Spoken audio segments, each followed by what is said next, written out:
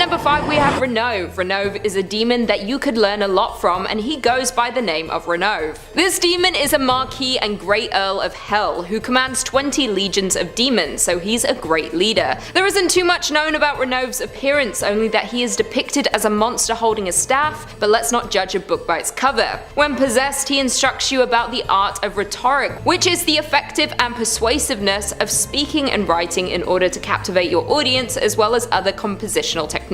It's basically being able to go up in front of the class and make a compelling argument, or the ability to tell a story and bring the audience in. In that case, we don't need school, we just all need to be possessed by Renault. As well as teaching you all these great things, he also insists you to insinuate yourself into other people's good graces, which is definitely a great thing to do. As long as you're not old and frail, you shouldn't be afraid of this demon. But he does have a little bit of a dark side. He's known as the taker of old souls, and when Renault is done exploring our world and wants to return to his, he is going to inhabit an older, sickly person on the verge of passing away and take them with him. But hey, we can't blame him, we all have a little bit of a dark side. Let's focus on the positive though. Along with teaching so many great things to those he possesses, he also teaches art, languages, and is a giver to his loyal servants. Coming in at number 4 we have Agaris. Agaris is considered to be a great Duke of Hell and was summoned by King Solomon. Not only is he powerful, but he is pretty knowledgeable as well. Agaris can be a man or a woman. If he is a man, he looks old and riding a crocodile.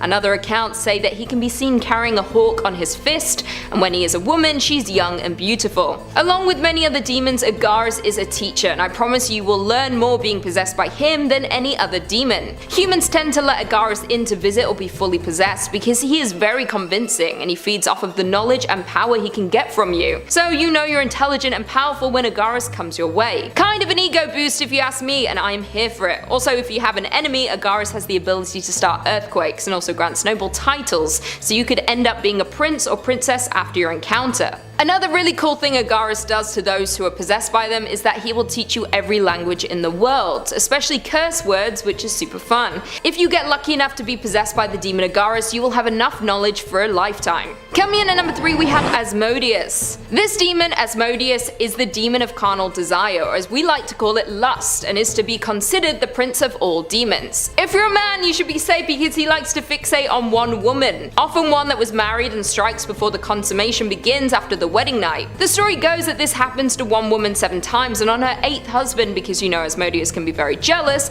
and wants that woman all to himself, so he becomes rageful and takes out the competition. So anyways, on the 8th husband, to defend himself, he had put some fish guts on hot coals and the fire alarm started. It scared Asmodius so greatly that he fled and went to a whole different country. So this is ideal for his victims because he is so easy to defeat. He is pretty much a scaredy cat. Asmodius also hates birds and water because apparently they remind him of God. Regardless if you're being possessed and you're like, nah, I'm over it, then chase some birds, maybe on a beach. I know seagulls love hanging out there. Do some fishing or go for a dip in the ocean or your local pool and poof, your demon is gone.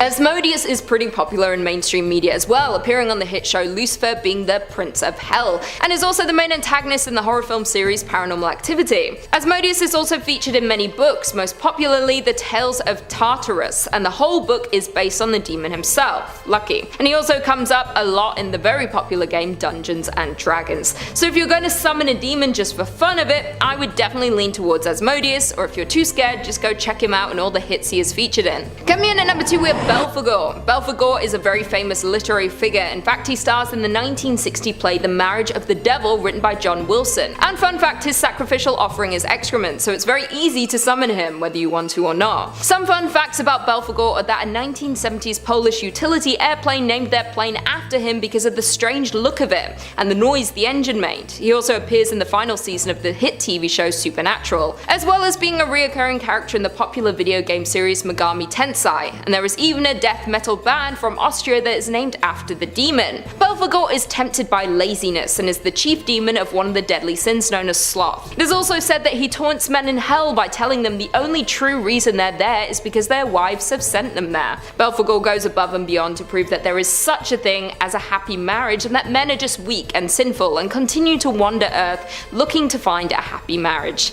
Satan actually named Belfagore the ambassador of France, and he is the strongest in April, so maybe if you're going to book a trip to France, make sure you book it for the month of April, and if you're lucky enough to get possessed by Belfagore, definitely make a Reddit thread or put it somewhere on the internet so I can read it. And finally, in at number 1 we have Paimon. Paimon is one of the kings of Djinistan, and he is more obedient to Lucifer than any other king. Not only that, but he is so powerful that he has over 200 legions of demons under his rule. When it comes to what Paimon looks like, he is depicted as a man with the face of a woman, wearing a crown with many precious stones on it and riding a dromedary camel. Like other demons on this list, Paimon is a teacher, and he can teach you all about the arts, philosophy, and sciences, but the best of all, if you get possessed by this demon, he has the ability to tell you all secrets. He can reveal to you all the mysteries of the earth. Any questions you have, Paimon has the ability to answer them, along with the questions about the mind and wind and water. I know there are so many questions we all have about why we are here, what our purposes are, there aliens, and so much more. So anything you are curious about, just ask Paimon. This demon is the most powerful, and some of his other powers, I know what you're thinking, how can he have more abilities than I've already talked about? Well, there are more, and they include the knowledge of past and future events, clearing up doubts, making spirits appear, creating visions, acquiring and dismissing servant spirits, reanimating the dead for several years, and has the ability to fly. So if you want to get possessed by him, I don't even know why at this point, you'll become more knowledgeable and be taught more by this demon than anyone could possibly teach you on this earth. If you get lucky enough to be possessed by this demon, leave a comment down below. In at 5, Zagen. Now, before we deal with the powerful demons that can bring about wealth and fortune, we should probably quench our thirst. And guess what? There's a demon for that. This dude's name is Zagen. He is both a king and a president, so be sure to bow down to him, peasants. When he shows up, he will look like a bull with eagle wings. What is more ostentatious than that? But that's beside the point. Zagen can turn wine into water, blood into wine, and water into wine. What more could you possibly want? I mean, if you wanted water, that would probably suck, but you have wine now, so suck it up. Having a party? No problem. Bring Zagen over and he can supply your shindig with bottomless booze. The dream. In at 4, Asmodius. We're getting a little raunchy with this number. Asmodius is the demon of carnal desires. That's right, this demon is lustful as f***. If you summon this demon, you'll be overcome with sexual desires, and a libido that would make any porn star envious. Yep. That's something I said. However, there is a downside to this raunchy demon. Asmodius was quite the jealous guy. Back in the day, he became obsessed with one woman, and on a wedding night he slayed her husband before they could consummate their marriage. So, be cautious when summoning this demon. Though you may be overcome with sexual urges, you may also be cursed with homicidal tendencies. But don't worry too much, Asmodius is actually very easy to defeat. The 8th husband put fish guts on hot coals. The smoke frightened Asmodius so much he fled to a completely other country. Yeah, a pretty drastic move for a demon. Not only does he seem to hate smoke, but he also hates water and birds because they both remind him of God. So, find yourself possessed and no longer want the lustful and homicidal tendencies Asmodius offers, just take a little dip in the ocean or wander through a bird sanctuary. In at 3, Paimon. Now, Paimon is a demon king. Yep, he's goddamn royalty. He shows up in style on the back of a camel with spirits ahead of him blowing trumpets and banging cymbals. If you summon this king, you can get some pretty cool stuff. Not only that, but he will also teach you arts and sciences, which is ideal for me considering I failed science twice, but let's not talk about that. Not only will he educate you from the back of his trusty steed, but he can, I quote, bindeth or maketh any subject unto the magician if so he desires. Meaning, you want a slave or servant, he can make that happen for you. Have an enemy, want them to feed you grapes or do your chores, or just change the channel on your TV when you're too lazy to reach for the remote. They're bound to you and will do whatever it is you command. I mean, the whole thing is morally questionable, but hey, you're the one that summoned him. In at 2, Cameo. First of all, Cameo will come to you in the form of a bird. How majestic is that? Not only that, but his sole purpose is to educate you, specifically on the understanding of all birds, lowing of bullocks, barking of dogs, and many others. Therefore, getting possessed by him gives you the ability to communicate with man's best friend. Yep. We have all been dying to know what our pooch is saying when it barks in the night or whines at nothing. Cameo can grant you that power. He can also grant you the voice of waters, which I'm not really sure what that entails. Can you communicate in water, to water, or give you the ability to sound like water? You will never know unless you find yourself possessed by this cool dude. And finally, in at number 1, Belfagore. Now this dude is a literary icon who stars in the play by John Wilson, Belfagore, or The Marriage of the Devil, from 1690. His sacrificial offering is excrement, so summoning him is much easier than our previous numbers. His purpose is to emerge from hell to the living realm to prove that there is such a thing as a happy marriage, and that men in hell who preach that their wives sent them there are in fact weak and sinful. When wandering the earth, he resides in France, where he is the ambassador, a title gifted to him by Satan himself. History tells that he is the strongest in April, so if you ever find yourself possessed by this demon, head over to Paris, the city of love, relax, find joy, and try your best to make a happy marriage. Coming in at number 5, we have Beelzebub. Beelzebub is identified in the New Testament as the devil or the prince of demons, and is highly known in demonology as one of the 7 princes of hell. Many know about the princes of hell because they each represent the 7 deadly sins, and Beelzebub is one of those, and he represents gluttony. Gluttony is described as habitual greed or excess in eating, and this demon takes pride in taking down everyone that is involved in such a sin. So if you're suffering or indulging in gluttony, Beelzebub can help you and teach you about not participating in that sin and being a better person. In the Christian Bible, he has led a successful revolt against the devil, but other accounts say he is among the 3 most prominent fallen angels next to Lucifer and Leviathan. He was a leader, which is a huge positive, and he is placed high in hell's hierarchy. Within religious circles, the accusation of demon possession has been used as both an insult and an attempt to categorize unexplained behavior such as schizophrenia. Many speculate that Jesus actually used Beelzebub's demonic powers to actually heal people,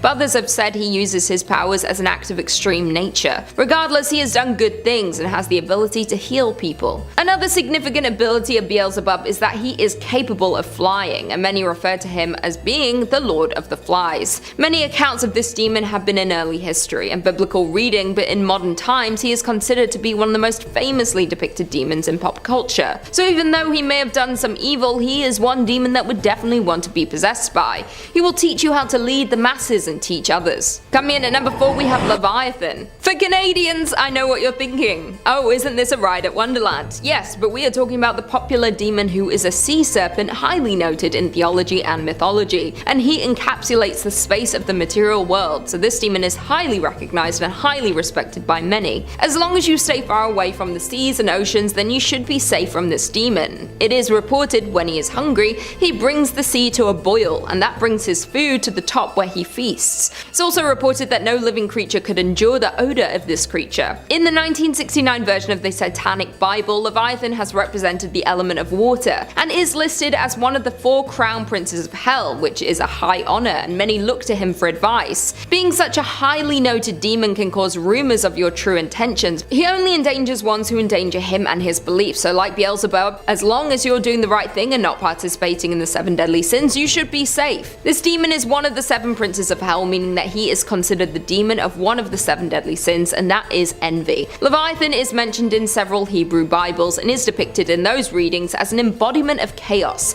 and threatens to eat the damned after life in hell. So if that's what you're worried about if ever possessed by this demon, you don't have to worry as long as you are a good person and don't commit any of the 7 deadly sins, then you are safe. Although I think that is near impossible. I commit all 7 deadly sins. That's a lie. Isn't one murder? I don't do that.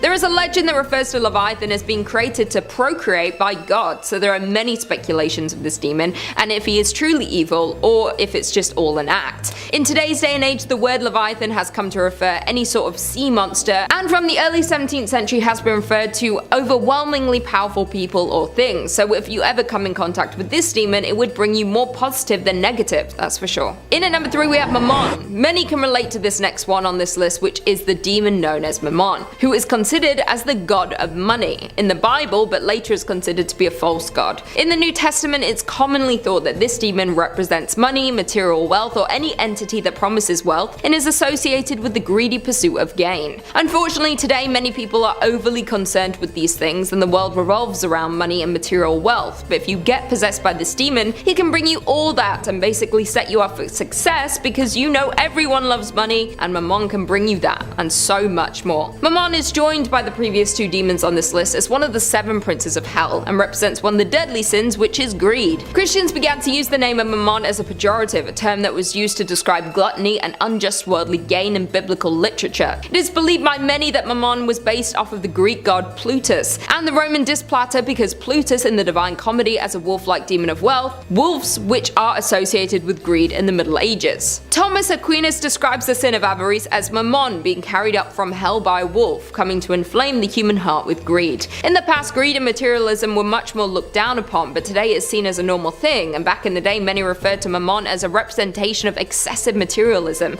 or greed as a negative influence. Many today are greedy for money and accumulating many different items, whether it's clothes, jewelry, cars, houses, etc., and that is seen today as a status symbol and even praised for it. So if you're greedy like many of us, you may come in contact with the demon Mamon. Coming in at number 2 we have Miriam. Miriam is highly known as the Red Death. This demon is known for being the spirit of pestilence and is a prince of hell, believed to be one of the beautiful angels who angered God by bathing in blood of the opposing enemies of his lord, due to the fact that the blood is the life currency of all things. The story goes that instead of God ending Miriam's existence completely, he was instead cursed by being rendered into a hideous being before plummeting down to hell, so this demon is a fallen angel. And this process drove Miriam insane and became imprisoned deep inside the confines of the inferno of hell. After experiencing this life-changing incident, it didn't let it consume this demon. He soon after became a prince of hell and ruled over the circle of violence. Miriam is known for having a hunger for the taking of lives,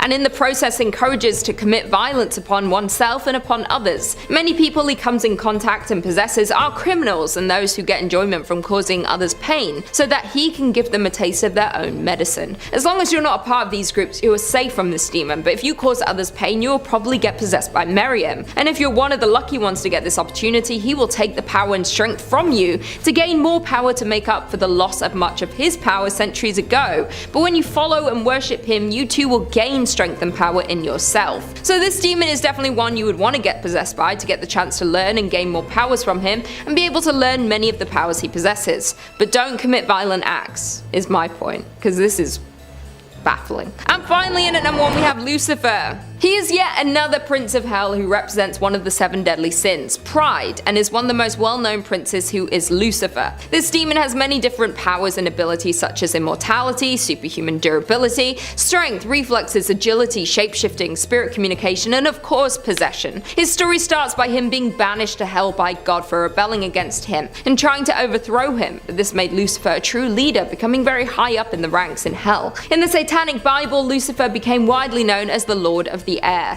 and is called the bringer of light, the morning star, and is known to bring intellectualism and enlightenment to anyone who comes in contact with him. Not only is he a prince in the underworld, many people worship him in the physical world, and they believe in what they call Luciferianism, which is a belief structure that venerates the fundamental traits that are attributed to Lucifer. These teachings are inspired by Gnosticism, and it refers to Lucifer not as the devil but as a savior, a guardian, and an instructing spirit. Many worship him more than God himself, and if you get possessed by any demon, the best one would be Lucifer. Lucifer is one of the most powerful demons of all time, and if you are lucky enough, you would love to get possessed by him, and it truly would be an honor. He can possess all of his powers onto you, and also give you many of his unearthly abilities for yourself.